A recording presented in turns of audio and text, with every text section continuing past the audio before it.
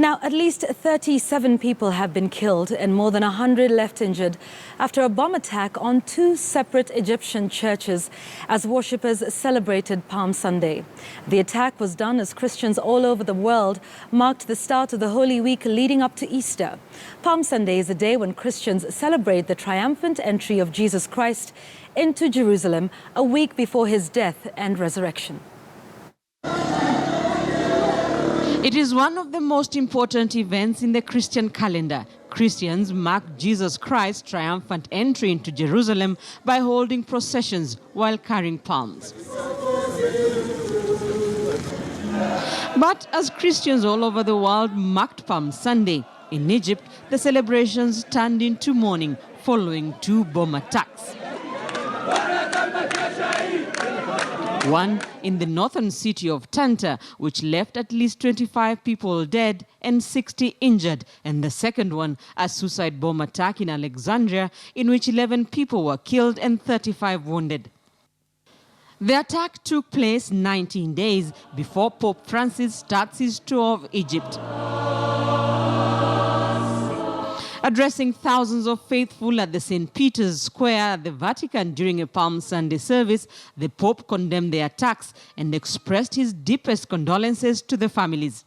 Terror group ISIS, through their Amaq news agency, claimed responsibility for the attacks. Here in Kenya, Catholic faithful commemorated Palm Sunday in various parishes across the country.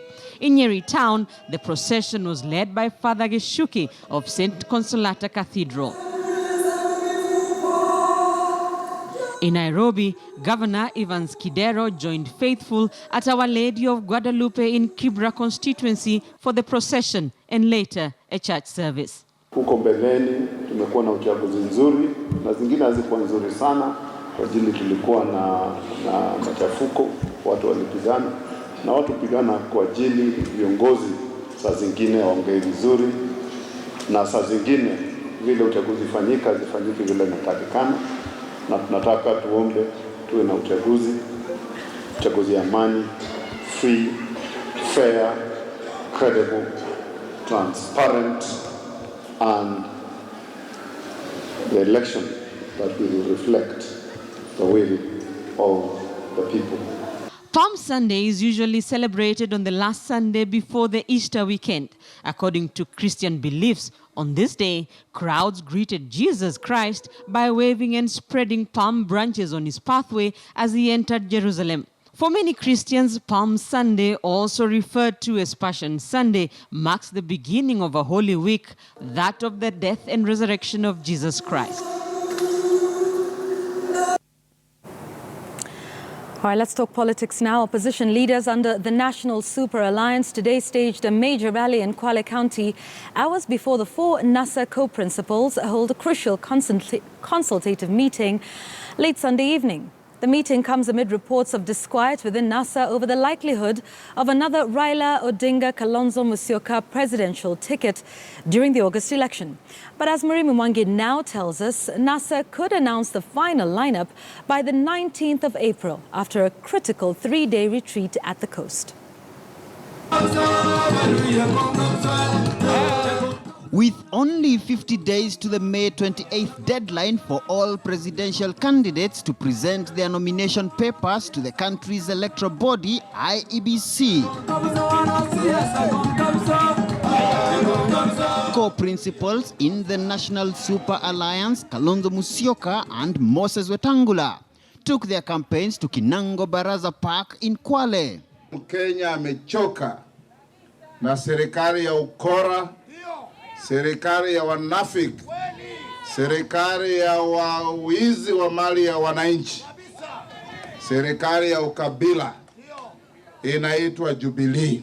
Kenya nzima imesema Jubilee imeweka gharama kubwa ya chakula. Leo pakiti moja ya unga wa 2 kg ni pesa ngapi? 150. Kalonzo and Wetangula would later hold a crucial consultative meeting at Rea Vipingo in Kilifi with fellow co-principals ODM's Raila Odinga and ANC's Musalia Mudavadi.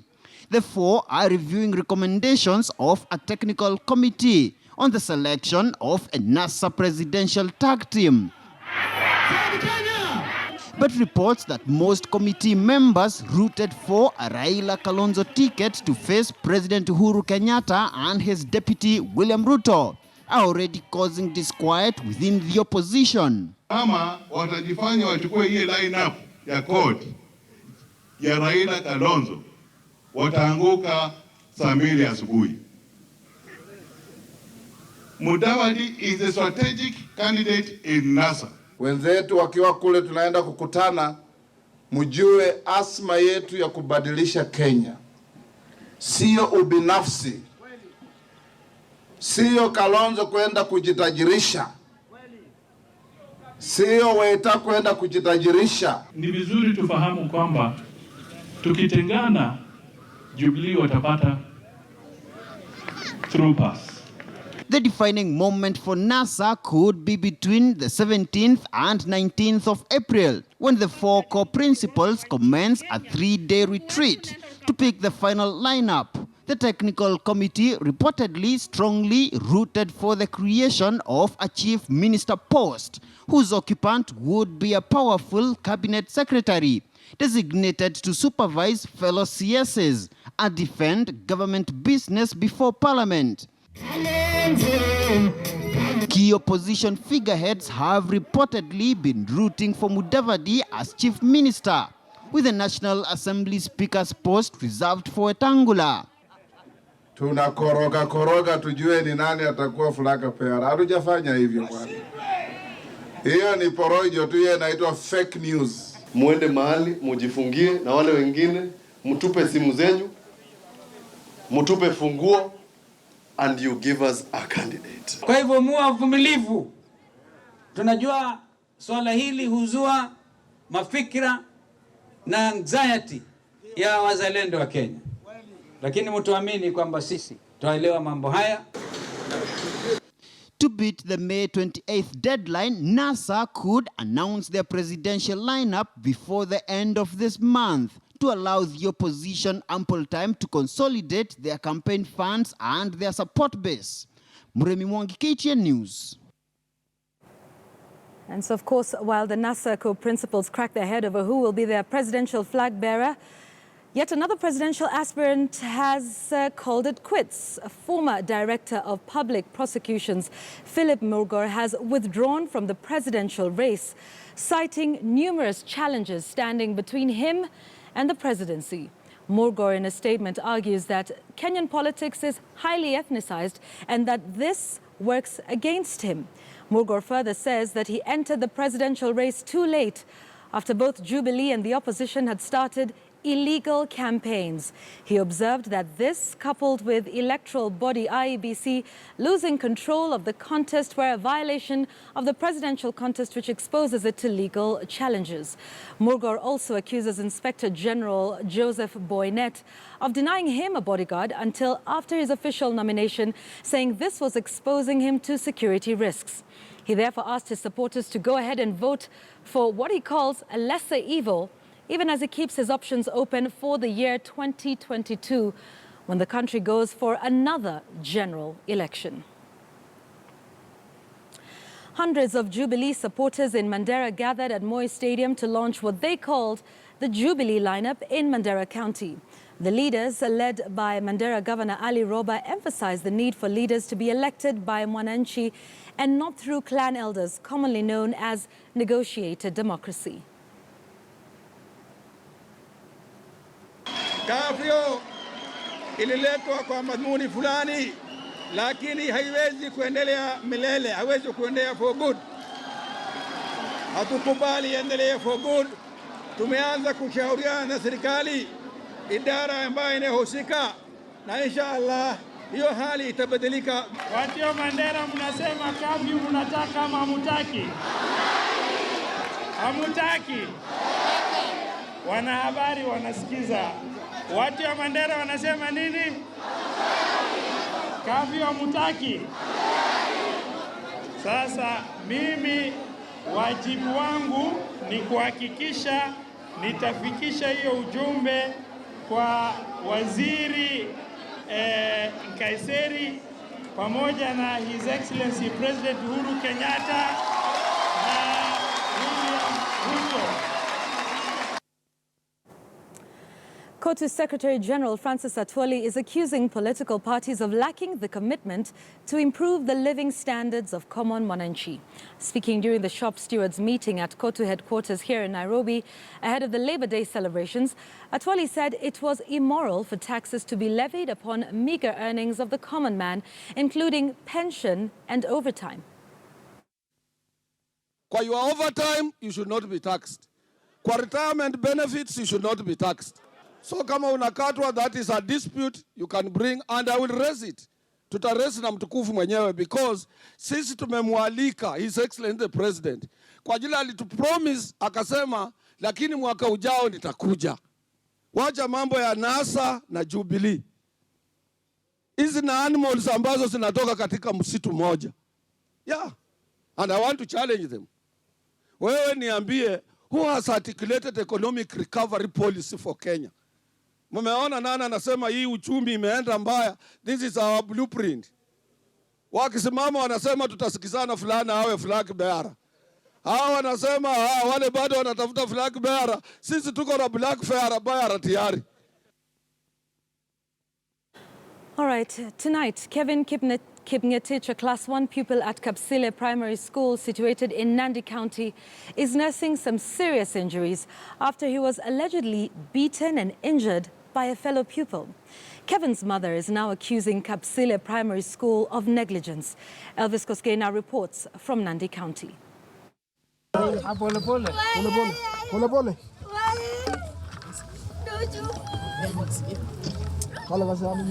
Kipngetich was allegedly attacked by non-pupils days before they closed for April holidays. But what pains our mother is that nobody from the school told her of what happened in school. The parent scholar Chepkemo is now blaming the school over alleged negligence. Nikaambiwa kwa shule uenda niwache namba yangu ya simu, alafu nipigiwe simu. Niliwacha namba yangu ya simu lakini hakuna action yenye shule walichukua. Takunipigia simu hakuna. The single mother of 8 children says she has made more than 3 trips to the school to seek explanation, but answers have not been forthcoming. Ama kufanya nini ndio nipate jenye wanakula, hakuna usaidizi yenye nitapata. Shule tani iko na watoto na sina hata wazi mbele wala nyuma. Alipigwa picha ya shoulder ikaonekana ilipata fracture, akarudisha mtoto nyumbani. Mtoto hakupoa. Mtoto alilia usiku wote. Naona kama limekuwa jambo la uzito, mtoto anashinda akilia kwa mattress nje. Hajakula kitu, mtoto ana maumivu. Tunashindwa tuguze wapi, hata tunashindwa pa kuguza. Mtoto ameumia, najua huyo mtoto sana. Mtoto wa bidii. Huwa mtoto anasaidia hata mama yake kwenda kutafuta. Mutot Area Chief Ali Kibet Kurgat says he's pursuing the matter in order to seek justice for the injured boy. Taji matibabu zaidi. Sasa pengine kama ningalikuwa nimejulishwa awali zaidi, hata ningekuwa nimechukua hatua mwafaka zaidi. Our efforts to reach the school management for their comment have not borne fruits. Our calls and text messages to the school head have not been responded to. Mimi naomba tu mnisaidie vile mnaona. Huyu mtoto. Sawa. But even as the single parent awaits answers, the boy continues to rely on painkillers. Elvis Kosgei, KT News, Nandi County. A very sad story indeed, and we wish the mother all the best in her quest for justice for her son. All right, on Checkpoint tonight, as you know, we now check the facts. And of course, Alphonse Shundu is here with me. He's a Kenya editor for Africa Check.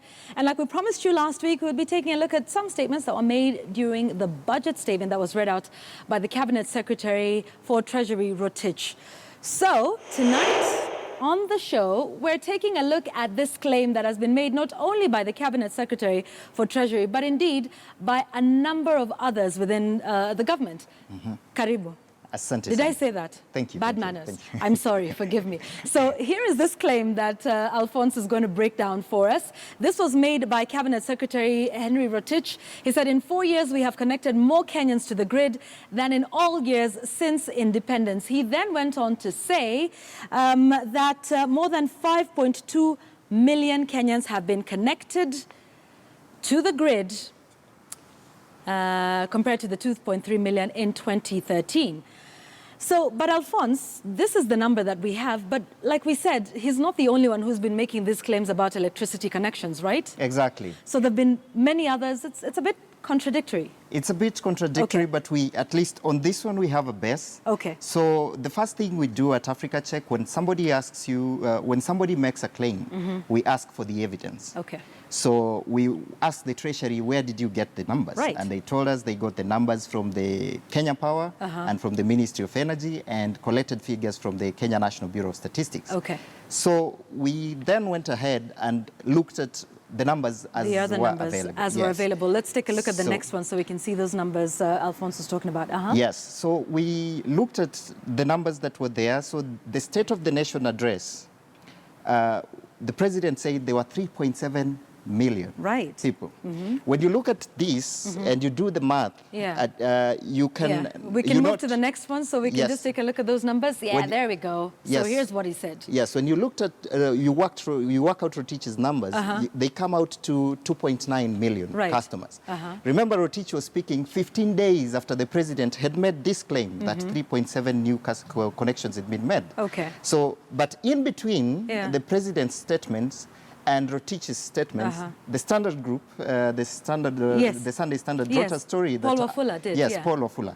That nearly 1 million of those connections were a bit off. Yeah. They were not working. So when you look at this, the figures that Rotich gave, who spoke 15 days after the president... Or a bit more modest than what the president had stated. Yes, a bit more modest than what the president had said. But this Now, figure here is about the connections that were there made by Kenya Power in 2013? Yes, in 2013. All right. Now, when you look at the figures for Kenya Power for 2013, this is the figure. 2.33. Yeah, 2.33 million. And Rotich and the president and the minister and Kenya Power itself have been consistent that the connections in 2013 were 2.3 million. So on that, we're consistent. On that, they do agree. Okay. So we went back to the Kenya Power reports and looked at what was the connection, how has the connection moved. The latest information that we have from Kenya Power, which they gave to their investors, is the annual report of Kenya Power, which has 4.89 million customers. Now, they declared that in June 2016. Right. Now, in January this year, the MD of Kenya Power retired. Yes. And as he was retiring, he spoke and said he's very happy that he has moved the connections to 5.5. Then the Minister of Energy issued a communique, a brief, that said the connections are now at 5.5. So when you look at that, by January, it was an additional new connections of 3.3 million customers. Okay. So what were we, if we use all these numbers, all the numbers that have been made, you see that the Jubilee administration is correct, that it has doubled the number, that it has connected more people to power than all governments since independence. That is a correct claim, verified by the numbers. Records are in public domain, and our report at www.africacheck.org verifies that. We have links to everything we have declared. So despite these inconsistencies, 2.9 million, 3.79 million, the claim that the Jubilee administration has connected more persons to the electricity grid than since independence is in fact? Correct. So it is fact? Yes, that is a fact. Okay, so that is your fact tonight, ladies and gentlemen. However, are they the only ones? No, they actually not. Because if you're saying, you know, this is, there has been regimes before that. So where does this leave us? Let's go back a little bit, say, for example, with Kibaki's administration. Yes, they're not the only ones. So when Kibaki took over in December 2002, The records show that in 2002 we had 593,621 people connected to the grid. Then, by the time it got to 2007, there were 924,000 people connected to the grid. Okay. And between 2008 and 2013, that number grew to 2.3 million. Okay. Now, if you work out the increase, it is It's a little over 100%. 1.4, yes. Yeah. It works out to 119%. Okay. So this claim is not exclusive to the Jubilee administration. Everywhere, it is a bit expected that all governments would increase the power, connectivity. But we can't take away it from them because they have actually connected more, numerically speaking, than all. But it's not a claim they can exclusively make. They can't say that they're the only ones who. But we give it to them that statement that was made by Jubilee today was indeed fact. Thank you very much. And, Thank you. Yeah, the full report will be up on www.africacheck.org. And that's Great, thanks. Okay, so that claim is in fact true. It is factual. All right, so we will definitely be taking a look at another statement. Anything else you want us to take a look at? The hashtag is factcheck at Shiundu, at Yvonne Okwara. And of course, this is all courtesy of Africa Check. We thank you very much. That's Alphonse Shiundu, who is the Kenya editor for Africa Check. So that one checks out for today. What will it be next Sunday? Please do stay tuned for more on that. Thanks, Alphonse. All right, we're taking a break. We'll be right back. My conversation with IEBC Commissioner Dr. Rosalind Akombe Kwamboka is up next. Continue to keep your questions coming in on Twitter and on SMS as